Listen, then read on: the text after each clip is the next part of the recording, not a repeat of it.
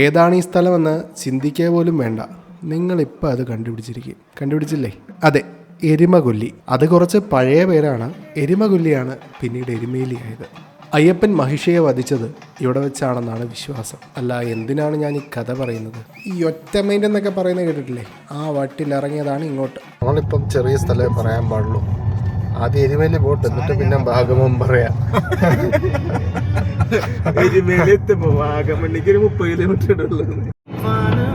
Seat belt ഇട്ടോ. അങ്കൂർ ഒരു മതിൽ പ്രിയനാണ്. ഏത് മതിൽ കണ്ടാലും അവനെ ഇടിച്ചു കളയും. നിങ്ങൾ 2-3 ആഴ്ചക്ക് മുമ്പ് ഇട്ട വീഡിയോ കണ്ടിട്ടുണ്ടെങ്കിൽ മനസ്സിലാവും. ഞങ്ങൾ മിൽക്കി ബൺ കഴിക്കാൻ വേണ്ടി ഇറങ്ങിയിരുന്നു. അതേ ദിവസം തന്നെയാണിത്. പിന്നെ കുറച്ച് നീണ്ടുപോയെന്ന് മാത്രം. അങ്ങനെ മിൽക്കി ബൺ കഴിച്ചിട്ട് വരുമ്പോൾ ഒരു ആഴിപൂജ കണ്ടു. ആ ആഴിപൂജ കാണാൻ ഞങ്ങൾ 11 മണിക്ക് അങ്ങോട്ടേക്ക് പോയി. ആ സമയം അവിടെ ഒന്നും തുടങ്ങിയിട്ടുണ്ടായിരുന്നില്ല. അപ്പൊ അവിടെ ഇരുന്ന ഒരു അപ്പൂപ്പൻ മന്ത്രിച്ചു, മോനെ ഇതൊക്കെ രാത്രിയാവും, ഒരു 1 മണിയൊക്കെ കഴിഞ്ഞിട്ട് വരാം. അങ്ങനെ ഞങ്ങൾ 1 മണി കഴിഞ്ഞിട്ട് അവിടെ എത്തിയപ്പോൾ ആഴിപൂജയും കഴിഞ്ഞു, അവിടുത്തെ ആൾക്കാരും പോയി. അങ്ങനെ ആ നിരാശയിൽ ഉറക്കമൊന്നും വേണ്ടാത്ത അങ്കുർ രാജ് എൻ്റെ കസിനും അനിയനും തീരുമാനിച്ചിട്ടാണ് എരുമേലി വരെ ഇവിടെ എത്തിയത്. യാത്രകളിൽ എരുമേലിയെ കടന്നു പോകുമ്പോഴല്ലാതെ എരുമേലി ഇതുവരെ ഞങ്ങൾ കണ്ടിട്ടില്ല. അല്ല, ഞാൻ കണ്ടിട്ടില്ല. സമയം 1:40. എരുമേലിക്ക് എന്ത് രാത്രി? ഭക്തിയുടെ വെളിച്ചത്തിൽ എരുമേലിയിൽ എന്നും പകലാണ്.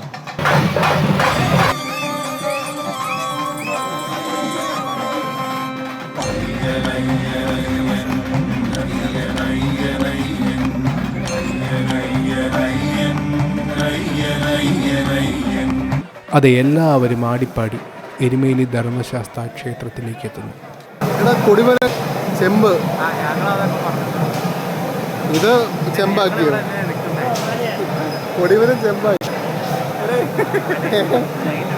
ഇതിപ്പോൾ ഞങ്ങൾക്ക് പെട്ടെന്ന് തോന്നിയൊരു സംശയം. ഇനിയിപ്പോൾ നിങ്ങൾക്ക് ഏത് ക്ഷേത്രത്തിൽ പോയാലും ഇതേ സംശയം തോന്നാം.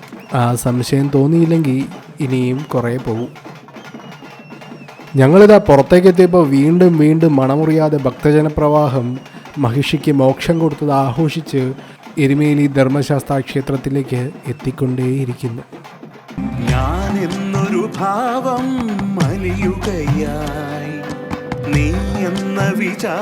ഇത് പേട്ട ധർമ്മശാസ്ത്ര ക്ഷേത്രം. തൊട്ടടുത്താണ് ഒരു കൂട്ടം ഭക്തർ വാവര് പള്ളി എന്ന് വിശ്വസിക്കപ്പെടുന്ന പള്ളി. ഇവിടെയാണ് എല്ലാ ഭക്തരും എത്തുന്നത്. ഇവിടെ നിന്നാണ് ആഘോഷമായി ആടിപ്പാടി മഹിഷീവധം ആഘോഷിച്ച് എരുമേലി ധർമ്മശാസ്ത്ര ക്ഷേത്രത്തിലേക്ക് എത്തുന്നത്. മനോഹരമായ വിശാലത. ഇവിടെ എല്ലാ ഭക്തരും കയറി തൊഴുത് വലം വെച്ച് തിരികെ പോകുന്നു.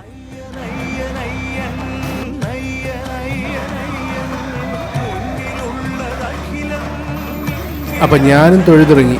ആ ഒറ്റ മൈൻഡ് ട്രിപ്പ് ഇവിടെ അവസാനിച്ചു.